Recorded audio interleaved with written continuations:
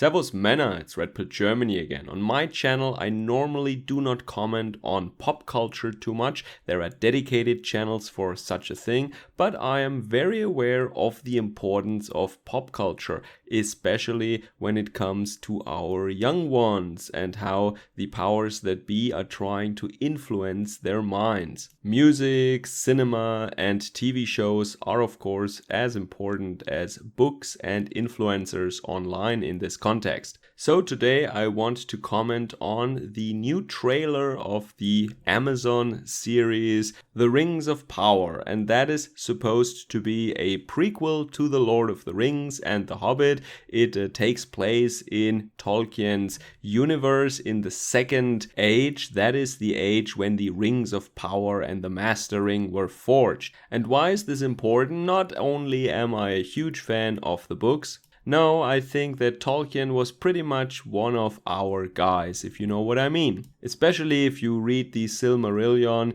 you notice that he is pretty red-pilled, I would say. And The Lord of the Rings, even though it was created by one author, and I don't mean just The Lord of the Rings, the book, the 3 volumes, I mean the entire universe, he created all the languages, all these races, and all these cultures, and also the mythology and how the earth was created. And he said also, Tolkien that is, the author, that this world, this universe is supposed to be a mythological version of our world. So that is not a galaxy far, far away a long time ago or something. That is our planet Earth he is talking about, and he wanted to write a sort of lore or mythology of the Anglo-Saxons. That is at least what I've heard. So it is of course fantasy, but it is somewhat serious in that sense, and most of the fans take it very seriously also. So without looking too much into it, if one would ask you,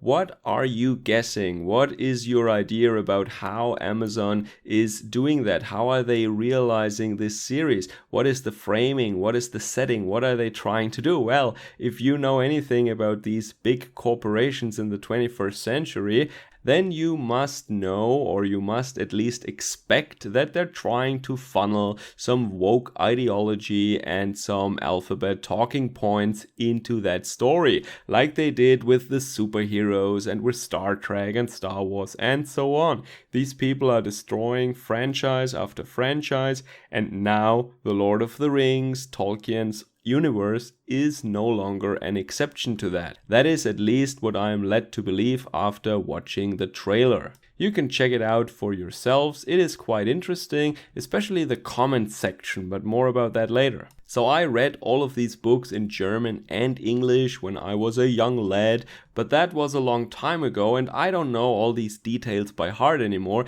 There are other channels and other commenters, however, who took apart these little hints that people were getting from this trailer, and they concluded that this is not really according to the lore, according to the mythology, and it is in contradiction somewhat to the books, what they are seeing there. They used, for example, very exotic actors for people that are supposed to be Europeans, quite frankly. And of course, they had to have several characters that personify the girl power element that is so important these days. However, it is completely absent in Tolkien's books, obviously. Now, this Amazon show has a gigantic budget. It is one of the most or the most expensive TV show or drama that was created recently. And I think it is no surprise that they are doing that now, because they are basically done with all the other franchises, with all the other science fiction and fantasy stories and universes that we have out there. They do what they always do. Instead of creating their own, they are co-opting, they are infiltrating, they are systematically tearing down and corrupting anything that is dear to other people and that other people before them have created. And when it comes to actual folklore, like the Grimm fairy tales or the German folklore, for example, I have been commenting on that in the past also. And I have criticized Hollywood and first and foremost Walt Disney for turning our German culture, our fairy tales and our folklore into these twisted caricatures of stories, this Hollywood plastic trash. But now it was just the Lord of the Rings turn. But it is even more interesting or fitting, so to speak, that they are doing that with Tolkien's universe now, because of the whole mythology in the very beginning, how the world was made. I don't want to go all nerd on you now, but to make it short, there is some kind of god, some kind of creator in this story, and he created like some kind of lower gods. And then he had them perform music. So the world, the universe is kind of music, and everything in this world is a theme in this composition. But there was one of his children, one of these lower gods, who was rebelling against him, and he was later known as Morgoth, the big enemy, the dark enemy, so to speak. And his way of performing music was described as mocking the other themes and turning them into some kind of parodies or twisted mockery versions. And in the same sense, the orcs, for example, were not a race that were somehow created by that god. No, they used to be elves who were tortured and changed into becoming orcs. So in that sense, he did not create the orcs, but he corrupted elves and turned them into orcs instead. And that is a common theme throughout these books.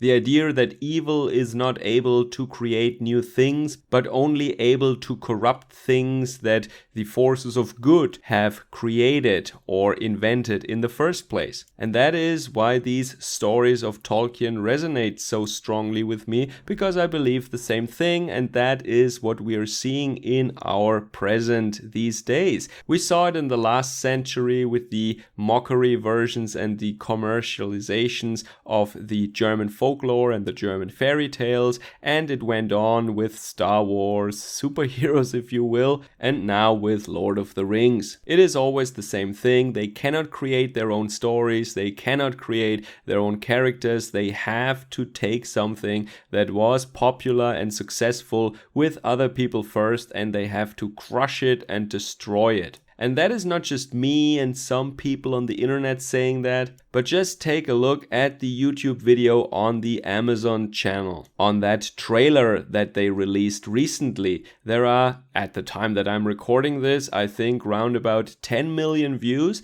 and there are 40,000 comments. And I scrolled for quite a while, and you see in all kinds of languages, you see exactly that quote. Evil is not able to create anything new, it can only distort and destroy what has been invented or made by the forces of good. So I don't know if that is really a direct quote from Tolkien or a line from one of his books or something like that, but it is definitely, as I described, it is fully in line with his thinking and with the way that he was presenting evil in his works, in the Silmarillion and also in the Lord of the Rings. So it is quite interesting that some people have noticed the irony that lies in corrupting the story of somebody who described exactly this as the act of evil in this very story. I don't even know when this show is gonna air, and maybe I will look into the first couple of episodes just to check if it is as much trash as this trailer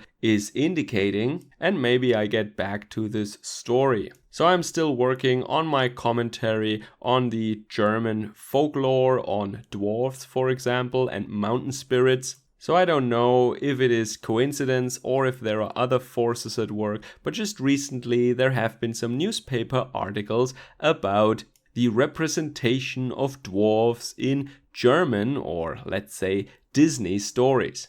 So long, Servus, Kameraden.